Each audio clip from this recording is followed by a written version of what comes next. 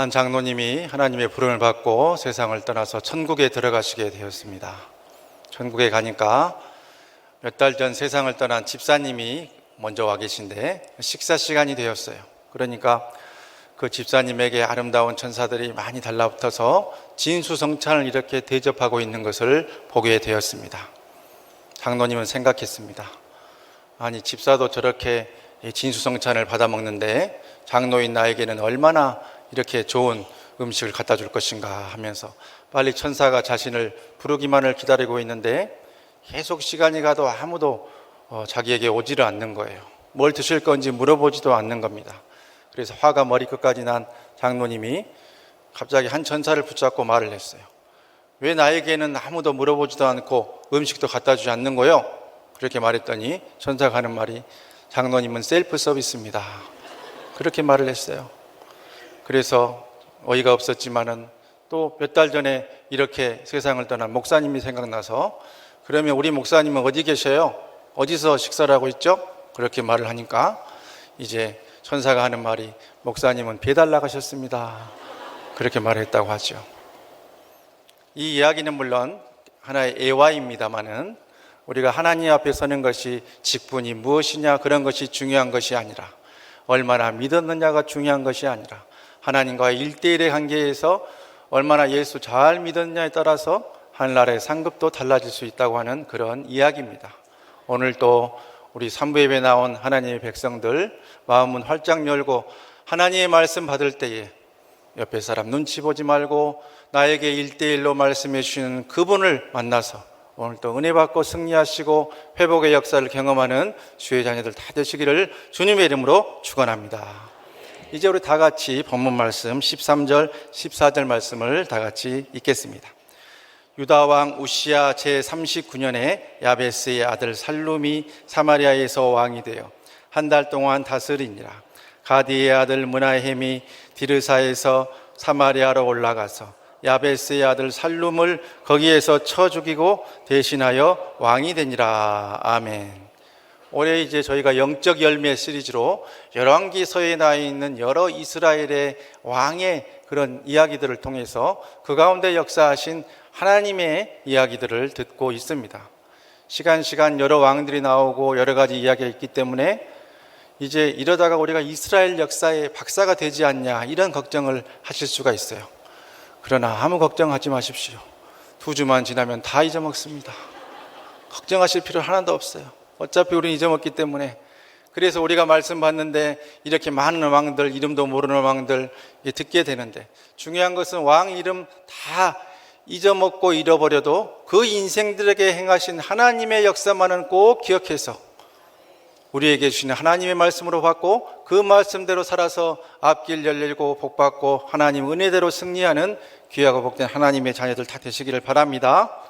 이제 지난주일 성전에서 이 아론의 후예들인 제사장만이 할 수 있는 향단의 분향을 하다가 이렇게 이 문둥병에 나병에 걸려버린 우시야 아사랴 왕의 이야기를 전해드렸고, 그 아사랴의 뒤를 이어서 6개월의 짧은 기간 통치를 한 스가랴 왕이라는 왕에 대한 이야기를 생각을 했습니다. 불과 한 주 전인데 아무 기억이 안 나시잖아요. 그러니까 아무 염려하실 필요 없어요. 우리는 결코 이스라엘 역사의 박사가 될 수가 없어요. 그러니까 사람 이름 다 잊어먹어도 아무 상관없고 하나님이 어떻게 하셨냐만 기억하시면 된다는 거. 그래서 오늘 또 하나님이 어떻게 행하셨는가에 집중해서 말씀을 받을 때 큰 은혜가 있을 것으로 믿습니다. 이 스가랴 왕은 어떻게 해서 이렇게 이 6개월 만에 죽게 되었는가, 폐위되었는가 하는 것을 지난 시간에 우리가 간략하게 말씀을 봤는데, 야베스의 아들 살룸이라고 하는 사람이 반역을 일으켜서 이렇게 죽임을 당하게 되었어요. 그런데 이 살룸이 이제 자신이 이 89년 동안 계속되고 5대 동안 이어왔던 예후의 왕과를 스가랴를 죽임으로 무너뜨리고 이제 왕이 되어서 이 국정을 살피고 이제 나라에 그동안 왕이 해왔던 여러 가지 비밀 정보를 접하면서 내가 이제 10년, 20년, 30년 오랫동안 이렇게 나라를 한번 멋지게 다스려 보겠다 하는 그런 야망을 품었을 것 아니겠습니까? 그러면서 그동안 본인이 누려보지 못했던 그 호사를 누리면서 좋은 음식을 먹으면서 이렇게 왕으로서의 그런 재미를 만끽하고 있었는데, 그런데 어떤 일이 생겼느냐? 자신이 죽인 스가랴 왕의 부하로 여겨지는 므나헴이라고 하는 사람이 또 이렇게 반역을 일으켜가지고 이렇게 이 이스라엘의 수도인 사마리아로 쳐들어오게 되었어요. 그래서 이 므나헴이 사마리아에서 이 살룸을 쳐 죽이고, 살룸은 변변한 공격도 하지 못하고 한 달 만에 왕위에서 쫓겨나고 죽임을 당하게 된 것이죠. 그러니까 어렵게 반역을 해서 왕위를 획득했으면 오랫동안 하고 싶은 것이 이 살룸의 마음이었을 텐데 불과 한 달 만에 이렇게 왕위에서 쫓겨나게 되었다 하는 것입니다. 송나라에 유명한 그런 문장가가 있습니다. 소동파라고 하는 분인데요.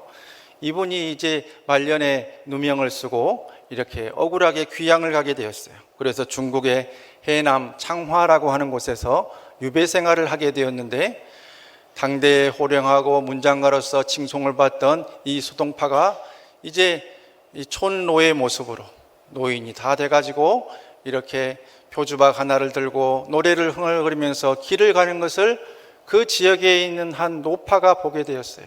한 할머니가 그 소동파를 보면서 이 소동파를 알아보고 너무나 안타까운 마음에 이렇게 말을 했다고 하죠. 지난날의 부귀영화는 그저 한바탕의 꿈에 지나지 않는구나. 그러니까 이 소동파가 문장가로서 많은 사람의 존경을 받고 인정을 받고 했을 때는 좋은 옷을 입고 좋은 음식을 먹고 떵떵거리며 살았을 텐데, 그런 모든 부귀영화가 쇠락하니까 한 시골의 촌노가 되어서 표주박 하나 들고 이렇게 흥얼거리며 있는 것을 보면서 부귀영화라고 하는 것이 계속되는 것도 아니고 이것은 한바탕의 꿈이다 하는 그런 이야기를 했습니다. 그러면서 여기에서 나온 고사성어가 있으니 그것이 바로 일장춘몽이다 하는 그러한 고사성어죠. 이것은 한바탕의 봄꿈, 인생의 모든 부귀영화가 꿈처럼 덧없이 사라지는 것을 이렇게 비유하는 그러한 말입니다. 이 살룸이 한 달 만에 폐위당하는 것이 바로 이 일장춘몽이라는 고사성어가 정확하게 그의 상황을 나타내고 있는 그러한 것이고, 또 이렇게 한 달 만에 반역이 또 일어났다고 하는 것은 그때 북이스라엘의 정세가 결코 안정되지 못하고 굉장히 불안정한 상황이었다 하는 것을 드러내고 있는 것이지요. 그리고 또 폭력으로 왕위를 찬탈했던 이 살룸이 자신도 똑같은 반역과 폭력으로 한 달 만에 죽임을 당한 것을 보면서 이 폭력의 악순환이 일어나고 있음을 우리는 주목해야 합니다. 예수님께서 잡히시던 밤 이런 일이 있었습니다. 예수님께서 겟세마네에서 기도하고 육신이 약해서 기도하지 못하고 있던 제자들을 책망하고 있는 그 시점에 예수님의 제자인 예수님을 팔았던 가룟 유다는, 방금 제가 뭐라고 불렀어요? 예수님을 판 누구? 자, 보통 우리는 가롯 유다라고 하는데 성경을 자세히 보시면 가룟 유다라고 되어 있어요. 가룟 유다, 발음하기 힘들죠. 어쨌든지 그 유다가 그 겟세마네에서 예수님과 제자들은 기도하고 있는데 유다는 한편에서 대제사장을 만나가지고 예수님을 팔 궁리를 하고 있었어요. 은 30에 예수님을 팔고 이제 내가 예수가 어디에 있는지 아는데 그 예수를 가서 내가 키스하는 사람이 바로 예수니까 그를 잡아다가 이렇게 당신들 마음대로 하시오 하는 그런 음모를 꾸미고 이 가룟 유다가 이 대제사장과 군사들을 이끌고 예수님을 찾아왔어요. 그러면서 이 예수님께 인사를 하죠. 랍비여 안녕하시옵니까? 이렇게 인사를 하니까 예수님은 가룟 유다의 마음을 이미 알고 계셨기 때문에 네가 하고 싶은 대로 네가 생각한 대로 행해라 이렇게 말을 합니다. 그때 대제사장과 무리들이 예수님을 잡으려고 이렇게 달려드니까 옆에 있던 베드로가 흥분해가지고 자신이 평소 가지고 다니던 칼로 대제사장 종 말고의 귀를 쳐서 떨어뜨립니다. 그래서 이 제사장의 종 말고의 귀가 이렇게 떨어지는 그 상황 속에서 예수님께서 그 상처 입은 말고의 귀를 붙잡고 귀를 치료해 주시면서 하신 말씀이 마태복음 26장 52절에 나오는데 우리 예수님의 말씀을 다 같이 한 목소리로 받들어 읽겠습니다. 이에 예수께서 이르시되 내 칼을 도로 칼집에 꽂으라. 칼을 가지는 자는 다 칼로 망하느니라. 주님의 말씀입니다. 칼을 가지는 자는 다 칼로 망하느니라.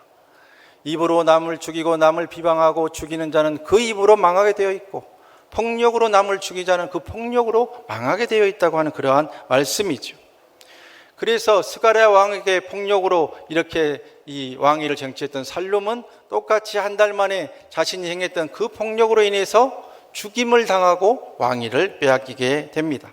그래서 로마서 2장 6절로 8절 말씀에 또 이렇게 기록이 되어져 있습니다. 제가 받들어 읽습니다. 하나님께서 각 사람에게 그 행한 대로 보응하시되 참고 선을 행하여 영광과 존귀와 썩지 아니함을 구하는 자에게는 영생으로 하시고 오직 당을 지어 진리를 따르지 아니하고 불의를 따르는 자에게는 진노와 분노로 하시리라.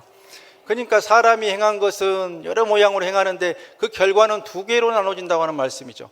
하나는 영생이고 하나는 하나님의 진노와 분노로 나눠진다는 것입니다. 그러니까 우리가 영생의 길을 택할 것인가 아니면 하나님의 진노와 분노의 길을 택할 것인가 하는 것은 우리가 어떻게 행하느냐에 따라서 달라지게 되는데, 바라기는 우리 산부 예배 참석한 하나님의 백성들은 예수를 심고 복음을 심고 참된 것을 심고 정직을 심어서 영생의 복에 이르실 수 있기를 주님의 이름으로 축원합니다. 이제 우리 다 같이 본문의 16절 말씀을 받들어 읽겠습니다. 그때에 므나헴이 디르사에서 와서 딥사와 그 가운데에 있는 모든 사람과 그 사방을 쳤으니 이는 그들이 성문을 열지 아니하였습니다. 그러므로 그들이 그곳을 치고 그 가운데에 아이벤 분열을 갈랐더라. 아멘. 므나헴이 이렇게 살룸의 왕위를 찬탈하고 북이스라엘의 16대 왕이 되었을 때에 모든 도성들이 이 므나헴의 이 왕위 등극을 축하한 것이 아니었다 하는 것을 성경에서는 말씀하고 있습니다. 므나헴이 처음 이 자신의 근거지로 삼았던 그 디르사라고 하는 것이 이 므낫세 지파의 땅이었던 것으로 봤을 때 아마도 므나헴은 므낫세 지파의 사람이었을 것입니다. 그리고 살룸의 이 전 왕이었던 살룸의 근거지가 에브라임 지파의 땅이었던 걸 봤을 때 아마도 살룸은 에브라임 지파였을 것으로 추정이 됩니다. 그러니까 이 므낫세 지파와 에브라임 지파가 이 서로 경쟁하는 상황 속에서 므낫세 지파가 이기게 되었는데, 이 에브라임 지파에 속해 있던 딥사라는 그러한 성읍에서 이 므낫세 지파의 므나헴의 왕위 등극을 축하할 리가 없지요. 마치 오늘날 우리나라에도 이 동서의 지역 갈등이 있듯이 그 당시에도 그런 것이 있었다는 것을 우리 말씀을 통해서 살펴볼 수가 있는 것입니다. 그 가운데 딥사라고 하는 성읍이 이 므낫세 지파로 추정되는 므나헴의 왕위 등극을 반대하고 성경의 표현은 성문을 열어주지 않았다, 그렇게 표현이 되어져 있어요. 그러니까 환영하지 않고 받아들이지 않는 그 상황 속에서 화가 머리끝까지 난 므나헴은 그 딥사성에 들어가서 이제 사람들을 살육하기 시작하는데 얼마나 끔찍한 일을 행했냐 하면은 임산부의 배를 가르는 악한 일을 행하고 맙니다. 이런 천인공노할 끔찍한 일을 행했는데, 사실 이렇게 악한 일을 행하는 것은 아람이나 암몬 족속 등 이방의 족속들이 이 고대 근동과 이스라엘에 와서 자신들의 이 폭력성을 드러내기 위해서 의도적으로 했던 그런 행위 가운데 이런 일들이 있었다는 것을 성경에서 증거하고 있습니다. 열왕기하서 8장 12절과 그리고 아모스서 1장 13절에 이렇게 기록을 하고 있는데, 그 가운데서 이 아모스서 1장 13절에 암몬 자손의 서너 가지 죄로 말미암아 내가 그 벌을 돌이키지 아니하리니 길르앗의 아이벤 여인의 배를 갈랐음이라 말하면서 이렇게 암몬 자손들이 길르앗의 임산부의 배를 가르고 태아까지 죽이는 잔혹한 일을 행했다 하는 것을 말씀하고 있고, 또 호세아 선지자는 북이스라엘에도 이러한 끔찍한 일이 일어날 것이다 하는 것을 호세아서 13장 16절에 이렇게 예언을 하고 있습니다. 이방의 족속들은 이처럼 아람이나 암몬 나라들은 자신들의 폭력성을 드러내기 위해서 이렇게 잔혹한 일을 정말 아무런 꺼리낌 없이 행했는데, 이스라엘의 백성 아브라함의 후손이라고 하는 왕 중에 유일하게 므나헴 왕이 이런 잔혹한 일을 행했다고 성경에서는 말씀하고 있지요. 그래서 우리가 북이스라엘의 왕들이 이 죄악을 범하게 되면은 그 앞에 관용어식으로 따라다니는 어떤 사람의 길, 어떤 사람의 죄로 행했다는 표현이 나오는데 누구라고 우리가 말씀 받고 있습니까? 보셔요. 아무도 기억을 못 하잖아요. 여로보암 기억나시죠?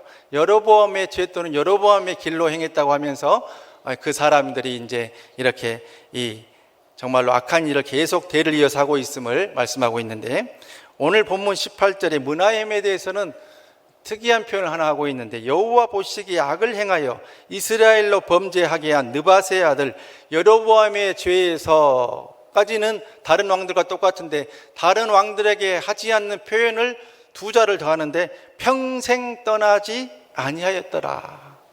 이 평생에 정말 이 악한 오명의 타이틀을 가진 왕은 유일하게 이 므나헴만 성경에서 가지고 있는 것이죠.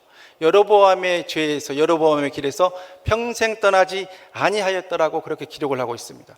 그러니까 이 열왕기의 기자가 이 므나헴이 행한 이 악한 일에 대해서 정말로 마음의 불편함을 가지고 대대의 이 므나헴의 악행을 기록하기 위해서 이 평생이라는 단어를 추가했음을 우리는 볼 수가 있습니다.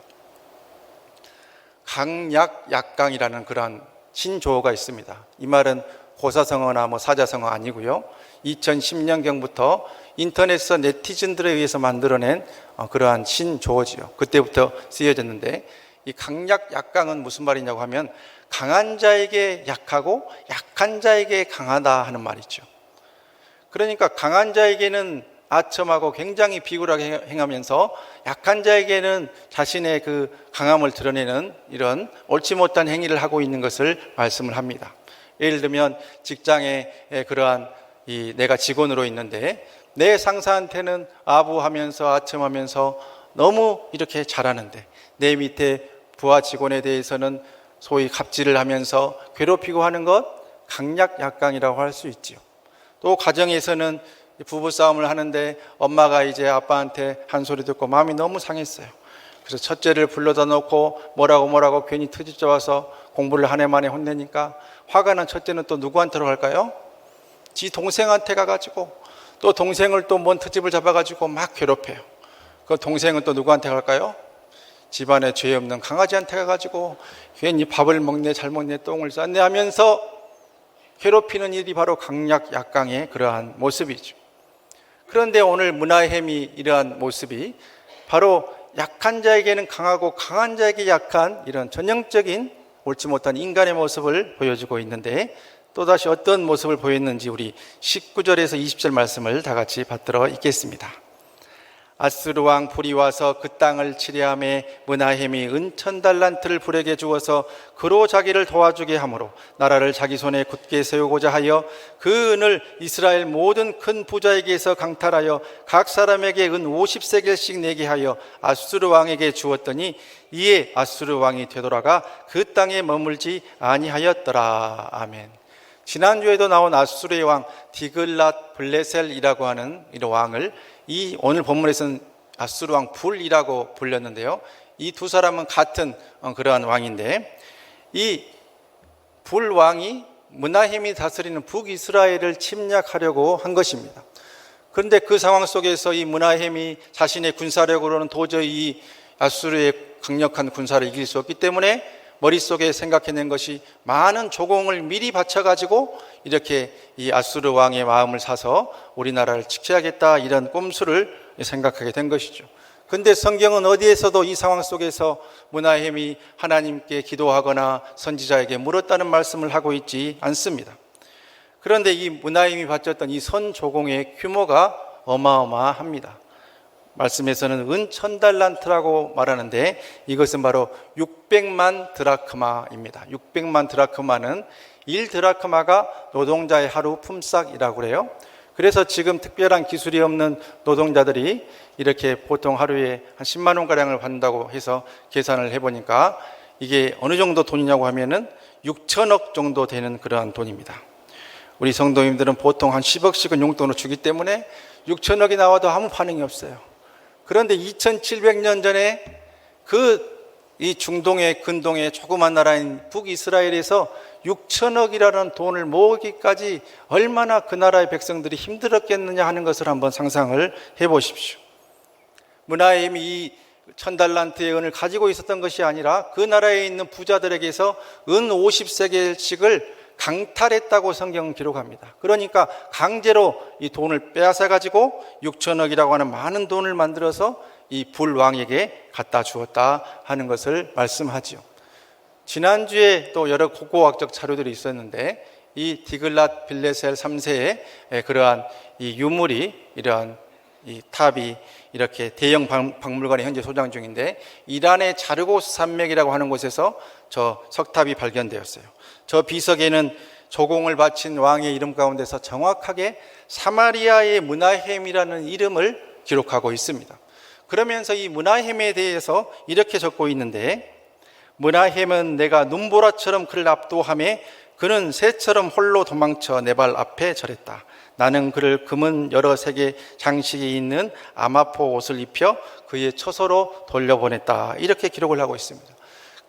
그러니까 이 불왕과 이 므나헴이 실제 역사상에 확실히 존재했다는 것을 우리는 또다시 확인할 수가 있는데, 므나헴은 이렇게 강약강의 전형적인 악한 모습을 하면서 불왕에게는 굽실대고 아부하고 비굴한 모습을 보이고, 자신의 나라 백성들에게는 은 50세겔씩 이렇게 강탈하는 악한 모습을 보이게 되면서 사람에 의지하고 물질에 의지하고 자신의 판단에 의지해서 자신의 생명을 부지하고 나라를 지켜보려고 노력을 했습니다. 그 가운데서 아마도 이 므나헴은 생각했겠죠. 내가 어렵게 이 강탈한 왕위를 못해도 50년, 100년은 지켜야 내 후손들에게 물려줘야 되지 않겠느냐, 그렇게 생각을 했겠지만, 그러나 아수르는 더 내정에 간섭하게 되고, 이렇게 이 북이스라엘은 더욱더 아수르에게 끌려가게 되면서 나라는 점점점 약해지고, 그래서 이 므나헴 왕조는 그 아들인 브가히야에 이르러서 멸망하게 되고, 므나헴 자신은 10년, 아들은 2년에서 단 12년 만에 2대의 이 왕조가 끝나게 됨을 성경은 우리에게 말씀하고 있습니다.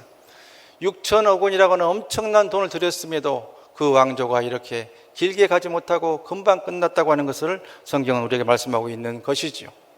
우리도 삶을 살면서 이 므나헴처럼 다가오는 인생의 위기를 만날 때가 있습니다.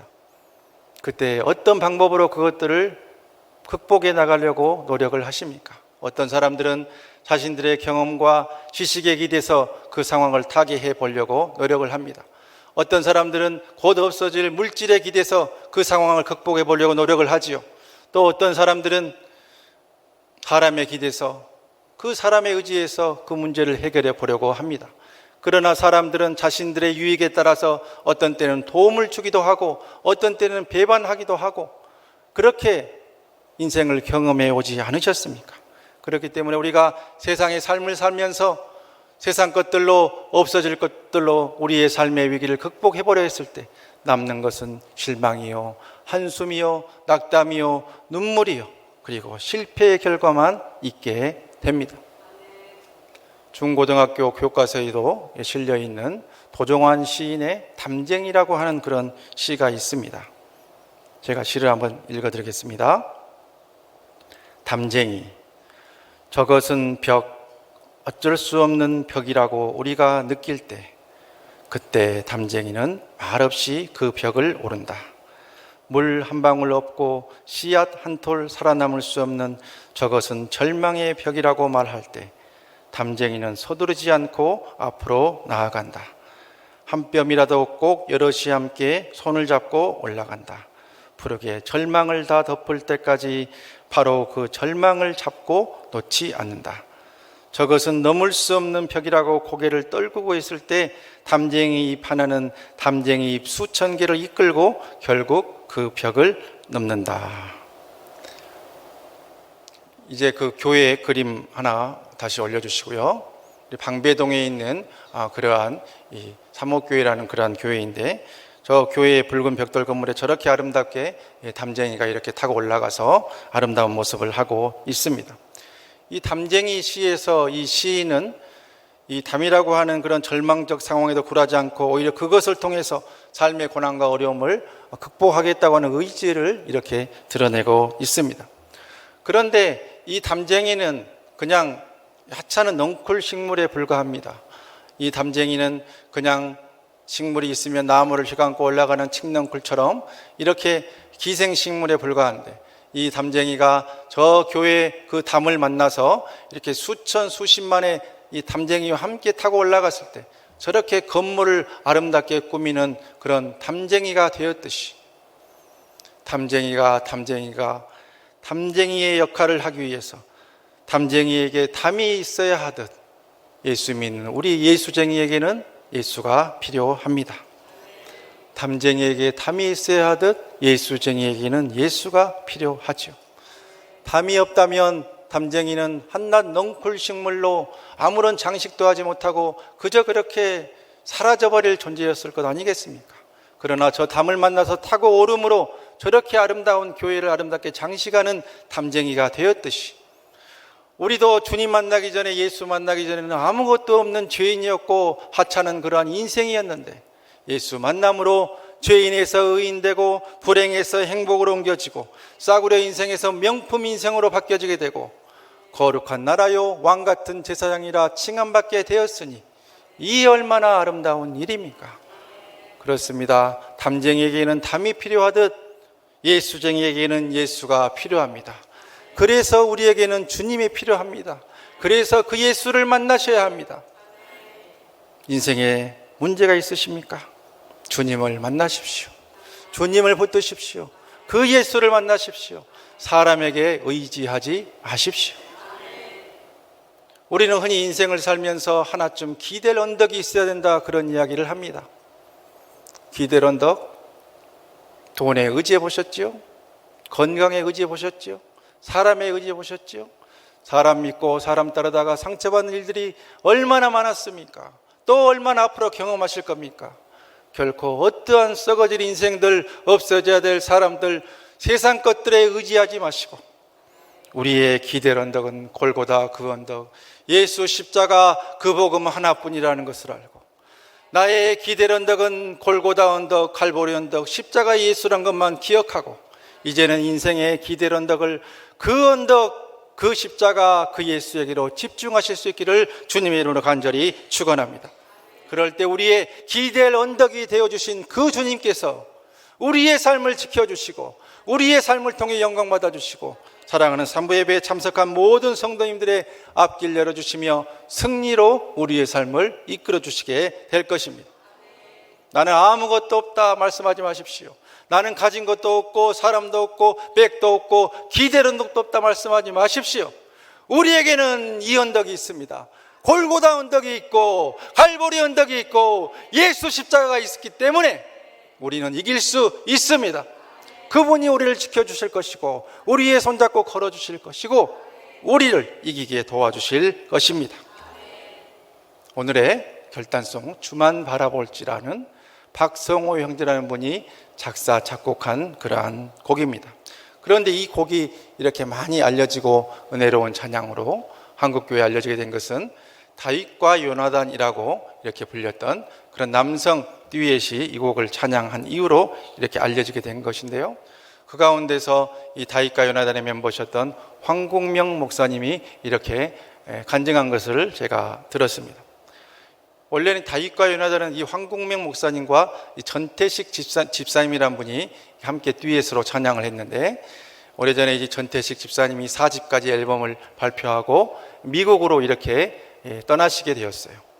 그런데 실제로 이 두 분 가운데 노래를 훨씬 잘하고 이렇게 화음도 잘 넣고 성량도 풍부하신 분이 전태식 집사님이셨어요. 지금은 목사님 되셨는데 근데 이 노래의 한 70% 80%를 차지하던 이 전태식 집사님이 미국으로 가게 되니까 이 황국명 목사님이 혼자 다윗과 요나단의 이름으로 찬양 사역을 해야 되는데 도저히 이 자신의 이런 음악적인 기량으로는 이렇게 음악 활동을, 찬양 사역 활동을 제대로 할 수 없는 상황이 된 것이죠. 그래서 그 당시에는 지금처럼 무슨 보컬 트레이너가 있는 것도 아니고 실용 음악가가 있는 것도 아니고 해서 혼자 이제 뭐 헤비메탈 음악이라든지 뭐 락 음악이라든지 찬양이라든지 이런 것을 틀어놓고 자신의 그 이전에 있었던 기아 프라이드 승용차 안에서 길을 오가면서 고래고래 소리를 지르면서 목을 트이는 그런 연습을 했다고 합니다. 그래서 산부예배니까 이런 얘기 드리는데 이분이 이제 이런 말씀을 하셨어요. 자기가 굉장히 무식하게 이렇게 연습을 했는데 음악 자체가 무식한 것이다 이렇게 말해요. 왜냐하면 음악이 뮤직 아니냐, MUSIC, 무식. 그래서 음악은 무식한 것이다. 그래서 나는 무식하게 연습을 했다는 거예요.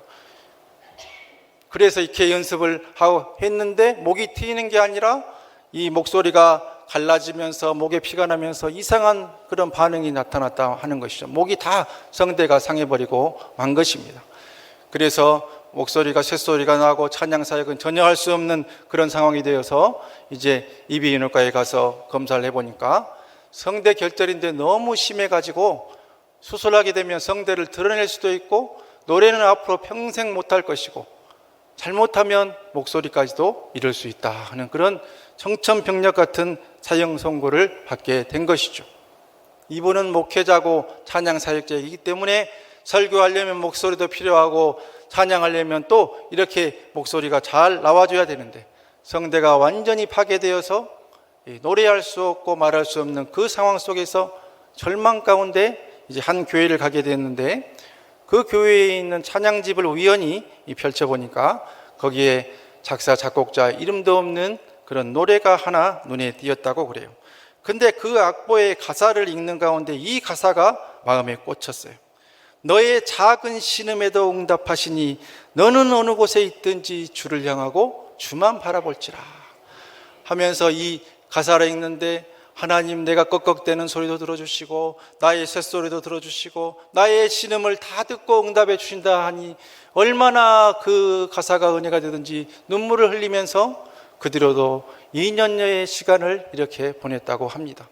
현대의학에서 포기했지만 하나님께서 고쳐주셔서 2년 만에 이 목사님은 성대를 완전히 회복하고 다시 찬양 사역을 시작해서 1994년도에 다윗과 요나단 이름으로 자신이 솔로를 하면서 5번째 음반을 내면서 맨 마지막 곡으로 주만 바라볼지라 이 찬양을 수록하게 된 것이죠. 그런데 이 찬양을 이제 CBS나 극동방송을 통해서 라디오로 이렇게 전파 송출이 되는 가운데 첫 간증으로 이 목사님께 감사의 간증이 온 것이 어떤 간증이었느냐. 청주의 한 고등학생이 입시가 힘들어서 이제 자살하려고 죽으려고 하는 그 순간에 라디오에서 이 찬양이 들려온 거예요. 그러면서 이 가사가 마음에 꽂힌 거예요. 그 여학생의 마음에 너의 작은 신음에도 응답하시니 너는 어느 곳에 있든지 주를 바라고 주만 바라볼지라. 이 가사가 그 여학생을 완전히 꼬꾸라뜨리고 삶의 이유를 회복하고 목사님, 내가 죽으려 가다가 다시 살게 되었습니다 하면서 그 감사의 메시지를 우리 황 목사님께 보내서 가는 곳마다 그 이야기를 간증하고 마지막으로 자신이 찬양 콘서트를 할 때마다 부르는 찬양이 바로 주만 바라볼지라. 이 찬양을 지금도 한다고 그렇게 고백을 하셨습니다. 그렇습니다. 탐쟁이가 되려면 담이 필요하듯이 진정 예수쟁이가 되려면 우리에게는 예수가 필요합니다. 우리의 기댈 언덕 되어주시는 골고다 언덕 십자가 그 예수를 기억하고 나에게는 아무것도 없다, 물질도 없다, 사람도 없다, 가진 것도 없다, 나에게는 기댈 언덕이 없다, 이런 소리 그만하고 나에게는 기댈 언덕이 있으니 골고다 언덕, 갈보리 언덕, 예수 십자가 예수가 나의 기댈 언덕 되어주셔서 내 삶을 붙들어 주시고 이기게 하시고 나의 작은 신음에도 응답해 주셔서 나의 앞길을 인도해 주시고 나를 주 안에서 참 행복자로 삼아주실 것이다 하는 그 믿음 기억하고 그 고백하시면서 우리의 남은 삶 나의 기댈 언덕 되어주시는 그분 붙들고 걸어가겠습니다. 사람에 대한 소망, 사람에 대한 의지 더 이상 하지 않겠습니다. 나는 주님만 붙들고 갈보리 언덕 그 언덕으로 나아가겠습니다. 다짐하면서 이 시간 우리 주님을 3번 부르고 다 같이 기도합니다. 주여 주여 주여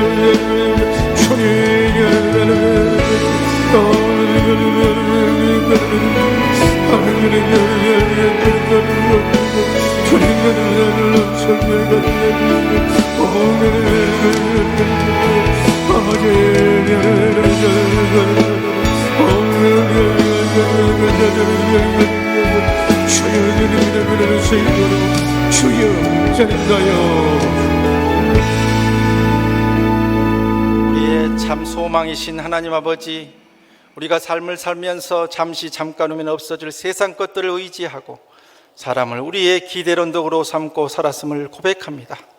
그것들을 의지했을 때 남은 것은 실망과 상처와 낙담과 눈물뿐이었습니다.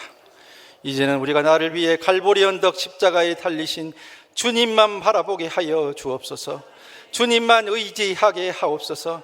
주님만 내 기대의 언덕 삼게 하여 주시옵소서. 그럴 때 우리 삶에 놀라운 복과 은혜로 충만히 부어주시고 우리의 삶을 통해 영광받아 주옵소서. 이 모든 말씀 우리 구주 예수 그리스도의 이름으로 간절히 기도하옵나이다. 아멘. 우리 다 같이 일어나서 가사를 생각하면서 주만 바라볼지라 찬양하겠습니다.